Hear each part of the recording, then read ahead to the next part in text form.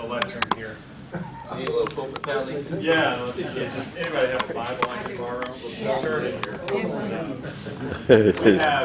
We've come up with three, but we've decided on the two because that's the assignment. That's right. This is not an oral culture. We have rigor in oral cultures. We have rigor. I was going to dance this, but then I thought, well, that would be culturally. No, that'd be okay. We can bring it. We'll do that later. All right, so the first issue that we brought to the table is student-centeredness, and that's connected with the second one, so I could condense this into the one. Listening to the students' methods and always being willing for the teacher to not be over, but be beside the student. So there's this watching, listening, and learning to the oral methods. And then secondly, there's a consensus at our table that it is an issue of the gospel for us to understand the culture, the language, the local culture, the local customs, local communication methods, skills that are necessary, all of those local indigenous biases collectively together, we think, connects us more effectively. Let us pray. What about the collection?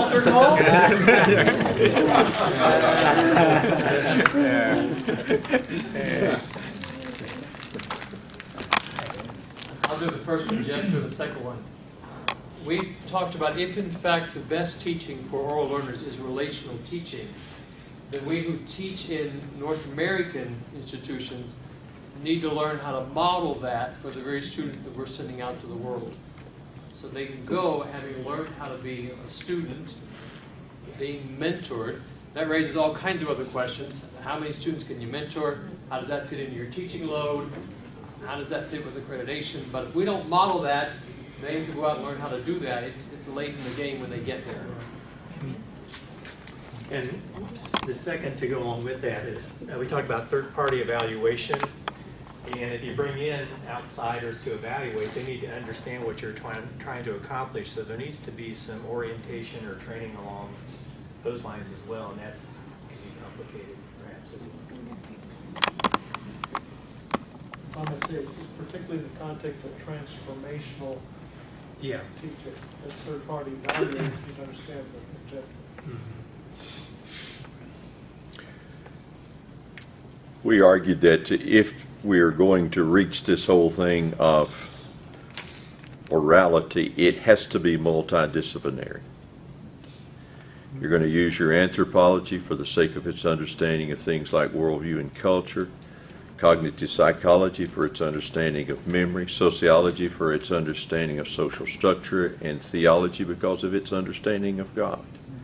Leave out any of those and more that I did not include, and we will probably not reach real orality. Going back and looking specifically at your question, what will it take? In getting very literate and North American in the approach. We can continue to use literate methods to teach existing curriculum and existing structures, and we'll get what we've always got.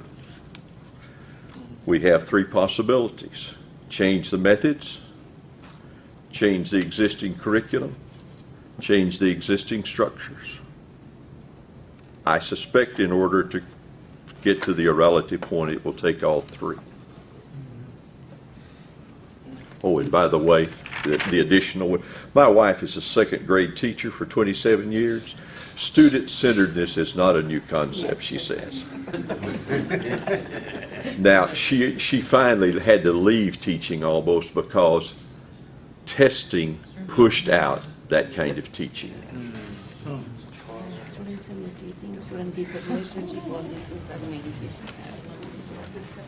We may have more than two, but we've only had one in all the others. The correction was raised that a lot of our theology is conveyed through music, so what are we doing to empower our musicians? Oh. Would you like to?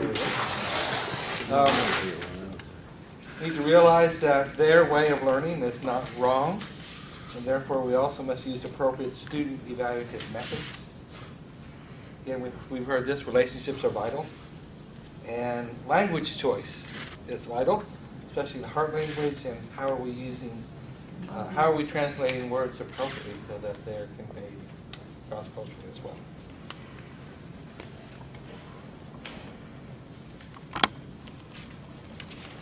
Are you ready, David?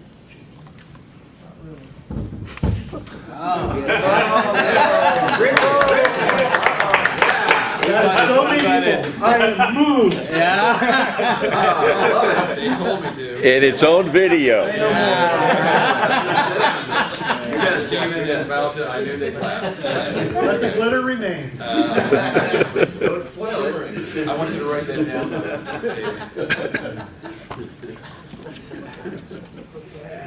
I can get out of my comfort zone and preach an oral learner sermon. It was really out of my comfort zone. So you can tell. Tom, you want to talk again about ministry creates mystery? Skill area.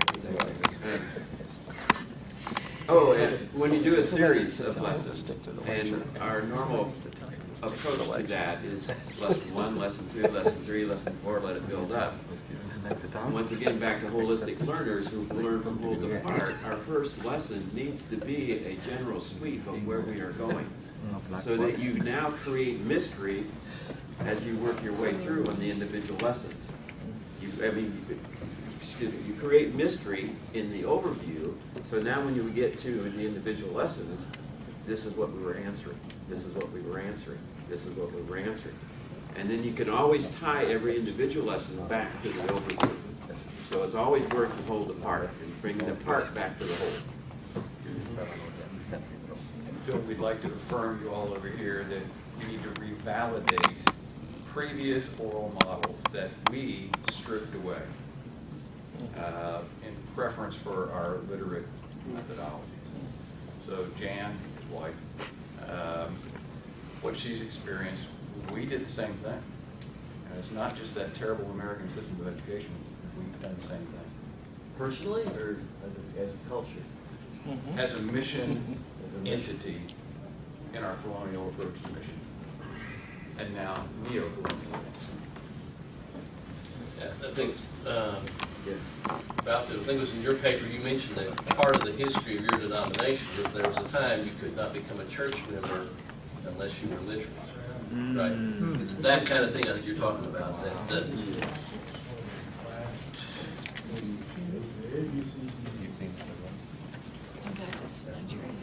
Okay, Samuel, you want to gather these papers, right? Yes, if you would thank Grant for leading us.